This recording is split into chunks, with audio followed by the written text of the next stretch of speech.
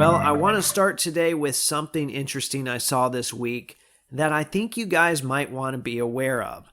So I was cruising patch listings on eBay last week, and someone posted a 2017-2018 Immaculate Standout Memorabilia patch of Steph Curry, numbered 47 and 49, and it was in an SGC 8.5 slab. And the patch looked like it was part of a letter. I believe it was the top half of the letter Y. Well, when I saw this card, I immediately knew the patch had been swapped, and there were a couple of big clues. Number one, the material just looked way off to me. It was stitched, but it looked like something you might find on a knockoff jersey. And just a side note, this is a big reason why it's important to understand what types of materials were used in what eras. And that's why I bring guys like Kyle at Pacers Unitracker on from time to time, because even though he doesn't collect cards, he has a lot of valuable information to share with us nonetheless. So anyway, reason number one, the material was off. And then number two, the card was numbered out of 49, which, there are plenty of prime sets that are numbered to 49, but not this one.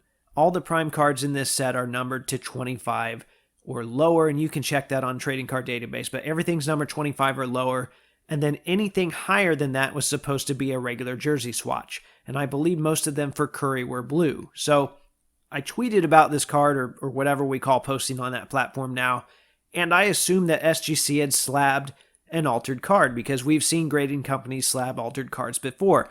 I wanted to make sure they were aware and that they could learn from that mistake in the future. But then a user named Auburn35 responded with another picture of that card in the same SGC slab that he retrieved off the SGC website, and it was a plain blue swatch. And we know for a fact it was the same card because you can see the serial number on the front of the card, and also because SGC lists the serial number on the slab. So if you didn't catch it, there are two things SGC does really well that helps us here. Number one, they were the first to offer high-res scans of the cards on their site at the time of grading. And number two, I believe they were also the first company to regularly add the serial number to the label in the slab, and that's something I wish Beckett and PSA had started long ago. All of that is to say, this was proof that SGC did not slab an altered card, as I had originally thought. Instead, someone took the card out of the holder after it was graded, altered it, and put it back in, which is kind of scary. Now, I've had several people reach out to me in the last couple years and mention that SGC slabs were really easy to open. I think they sense that, essentially this opens the door for a situation like this. And here we finally have proof that something like this actually happened. So I reached out to Peter Steinberg, the CEO of SGC, and I asked about any measures they've taken to prevent similar situations. And he replied in less than an hour, which was awesome. So here's what he had to say. Hey Kyle, one of our biggest failures as an organization is not more effectively educating the hobby about SGC's Cert Verification tool. We image all cards because counterfeiters will never quit, and this is the only step that can put an end to it once and for all. However, this is only true if collectors are aware that the feature exists and utilize it. This is where our team needs to be much better.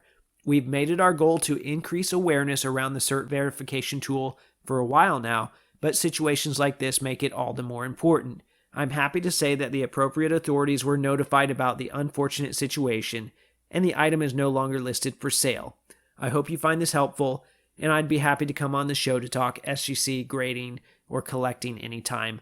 All the best, Peter. So I might take him up on that if you guys are interested. We might bring him on at some point to talk about those things. But kudos to Peter for taking the time to send out such a thoughtful reply. And I also appreciate the tone of this message. I know I've been critical of some of SGC's communication in the past, and rightfully so, but this was addressed in a way that I believe will help further this conversation and further combat fraud.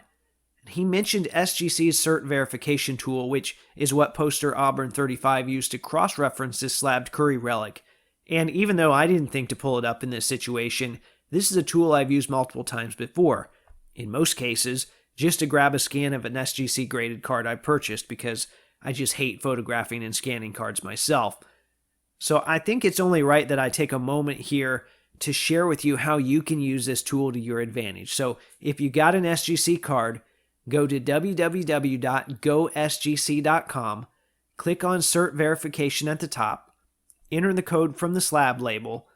You got to confirm you're not a robot, and it should give you the player name and set, the month it was graded, the grade, and most importantly, a picture of the card, and that's a high-res version if you sign in. So I did this for the 61 Russell I talked about not long ago.